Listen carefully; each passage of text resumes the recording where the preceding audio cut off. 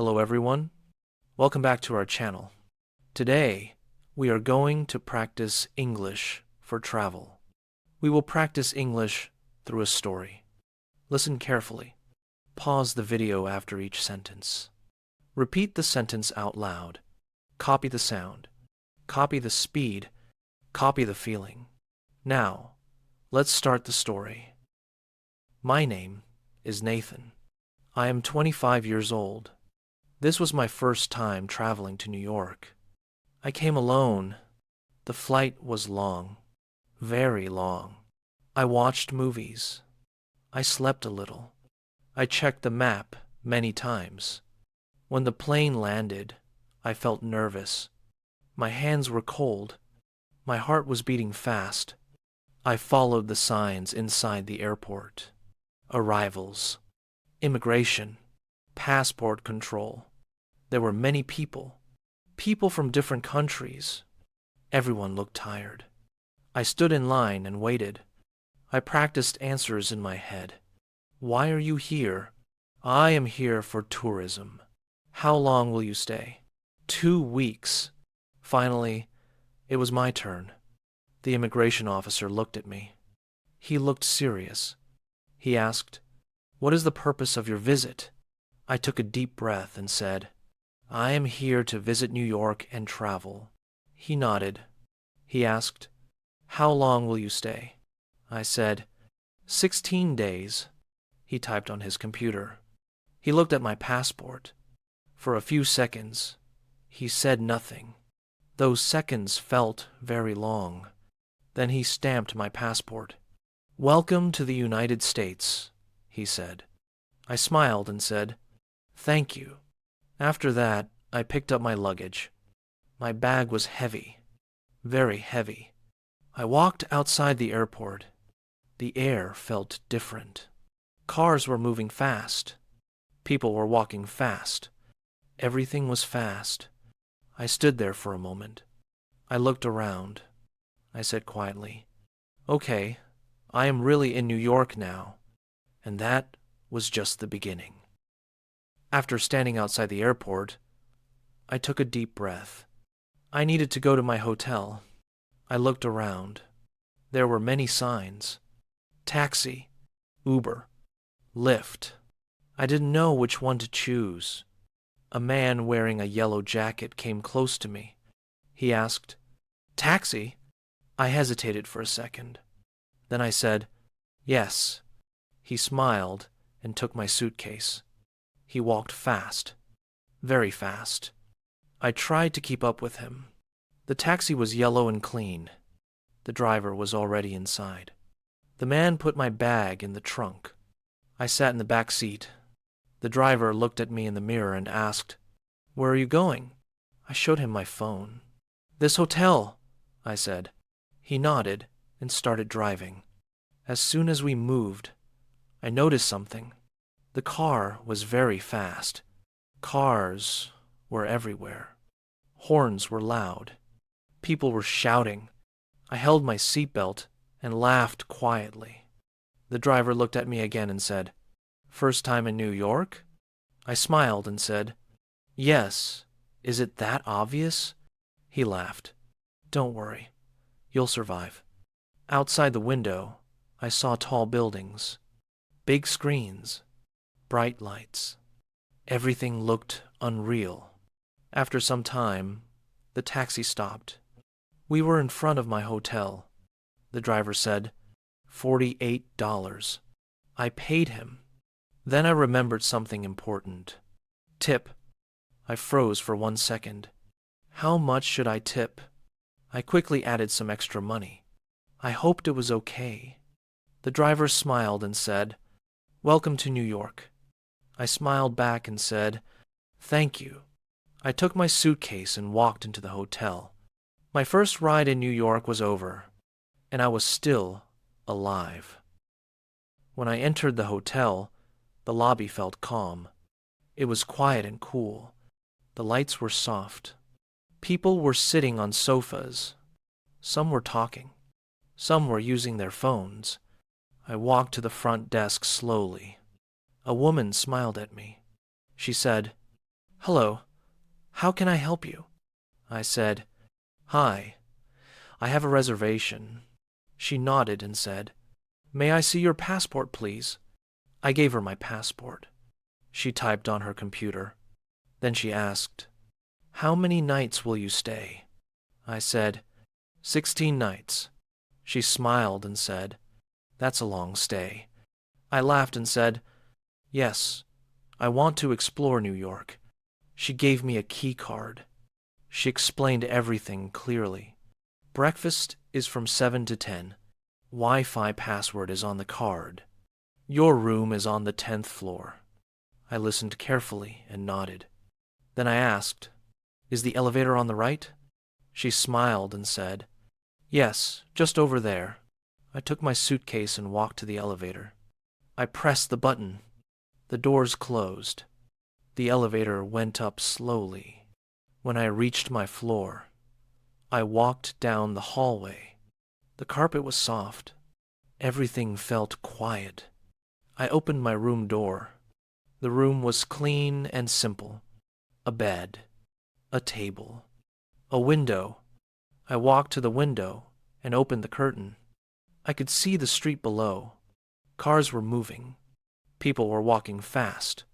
New York was alive. I dropped my suitcase on the floor. I sat on the bed. I checked my phone. No messages. No notifications. I smiled and said to myself, "Okay, I made it." I lay down for a moment. I closed my eyes. Tomorrow, the real adventure would begin. After resting for some time, I felt hungry, very hungry. I hadn't eaten proper food since the flight. I checked my phone and searched for food nearby. So many options appeared. Pizza, burger, deli. I decided to try pizza. New York pizza. I walked outside the hotel. The street was busy. Cars, people, noise. I followed the map on my phone and entered a small pizza shop. The smell was amazing. There were many people inside. Some were standing. Some were eating quickly. I stood in line and looked at the menu. So many choices. When it was my turn, the guy behind the counter asked, "What can I get you?" He spoke fast. I froze for 1 second. Then I said, "1 slice of cheese pizza, please."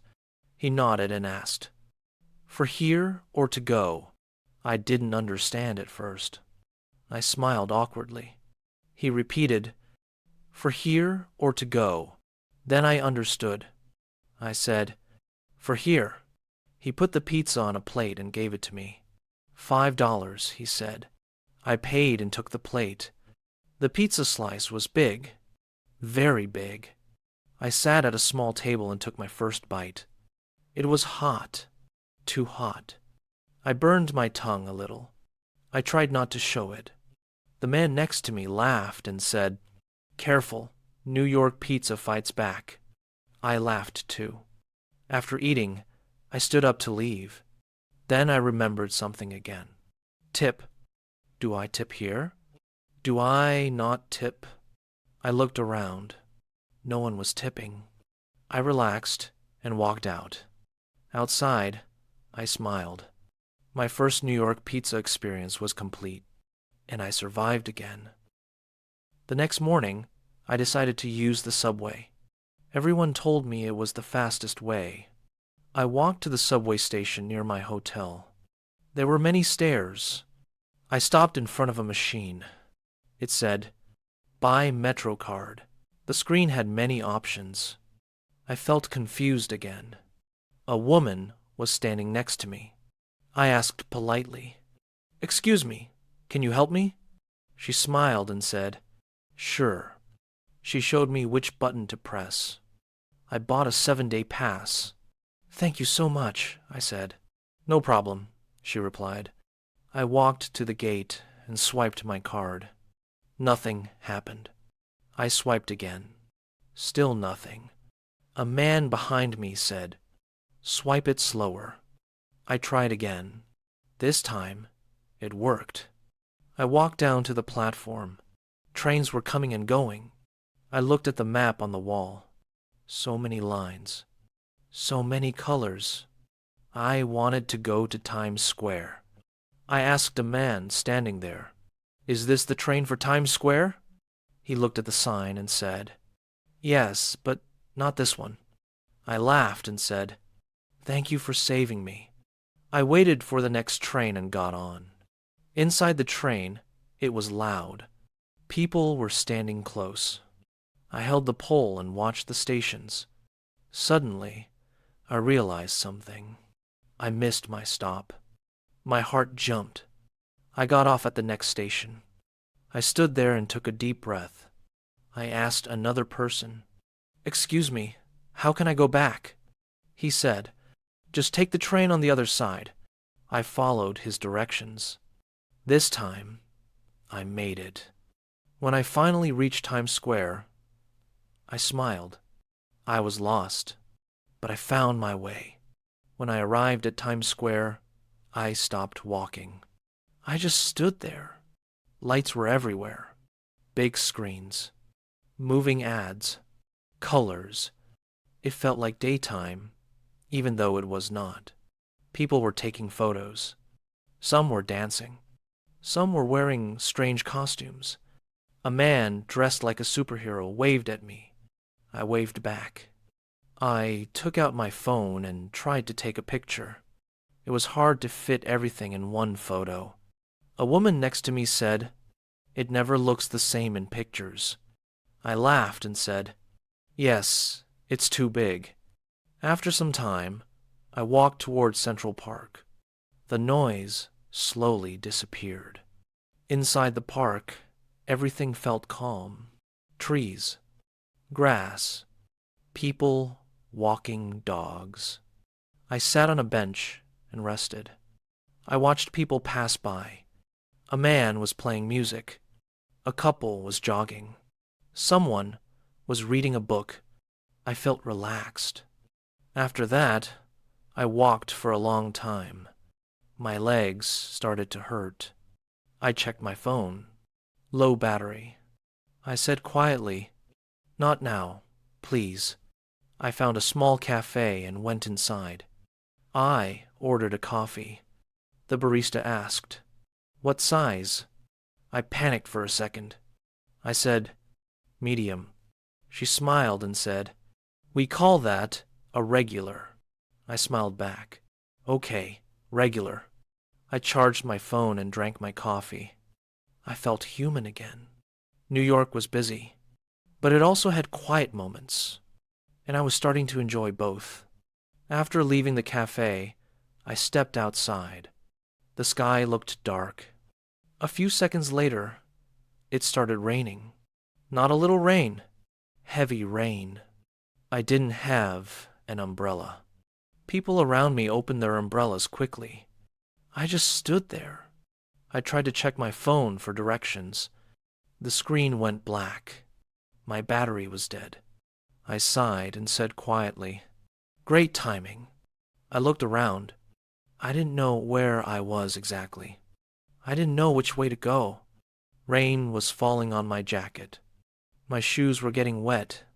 I walked under a small building entrance and waited. I felt a little stressed. Then a man standing next to me asked, "Are you okay?" I said, "Yes, I think so. My phone died." He smiled and said, "That happens a lot here." I laughed a little. He asked, "Where are you trying to go?" I said the name of my hotel. He took out his phone and checked the map. He showed me the way. "You can walk," he said. "It's about 10 minutes." I said, "Thank you so much." He opened his umbrella and said, "Come on. We're going the same way." We walked together in the rain. We talked a little. He asked where I was from. I told him. He said, "Welcome to New York. Don't worry, you're doing great." That simple sentence made me feel better. When we reached my street, I thanked him again. He waved and walked away. I stood there for a moment. Rain was still falling, but I was smiling. The next day, I woke up early. I felt different. I was not as nervous as before. I felt calmer. I got ready and left the hotel. This time, I didn't check my phone every minute. I walked with more confidence. At the subway station, I swiped my Metro card slowly. It worked on the first try. I smiled. Inside the train, I stood comfortably. I wasn't afraid of missing my stop. While standing there, I noticed a woman looking confused. She was holding a map and turning it again and again. I asked her politely, "Excuse me, do you need help?" She looked relieved and said, "Yes, I'm trying to go to Brooklyn Bridge." I looked at the subway map. I explained slowly.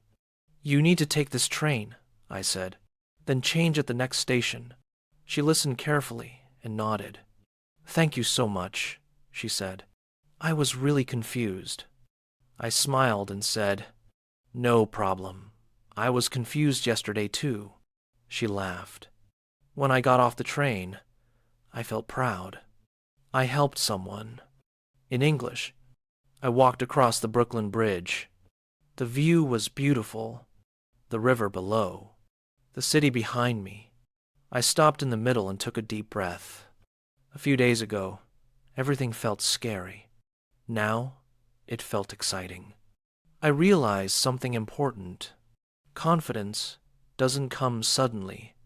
It comes step by step. And New York was teaching me that. On my last day in New York, I packed my suitcase slowly. I didn't rush. I looked around my hotel room one last time. This room felt familiar now. I remembered my first day, how nervous I was, how quiet I felt. Now, things were different. I checked out of the hotel and thanked the front desk staff. They smiled and said, "Have a safe trip." I took a taxi to the airport. This time, I wasn't scared of the traffic. The driver asked, "How was New York?" I smiled and said, "It was amazing." At the airport, everything felt easier. The signs made sense. The process felt familiar. While waiting for my flight, I thought about the trip. I didn't become perfect at English. I didn't understand every word. But I spoke. I asked questions. I listened. And that was enough. New York taught me something important. English is not about speaking fast. It's not about using big words. English is about connection, about trying, about not being afraid. When the plane took off, I looked out the window. The city slowly disappeared. I smiled to myself. I knew one thing. I would travel again. I would speak again. And each time, I would feel stronger. If you are listening to this story, remember something. You don't need perfect English to travel. You just need courage. So listen again. Repeat the sentences. Practice shadowing. Your voice will improve. Your confidence will grow. And one day, you will tell your own story. Thank you for practicing with me. You're doing great. See you in the next story. Bye for now.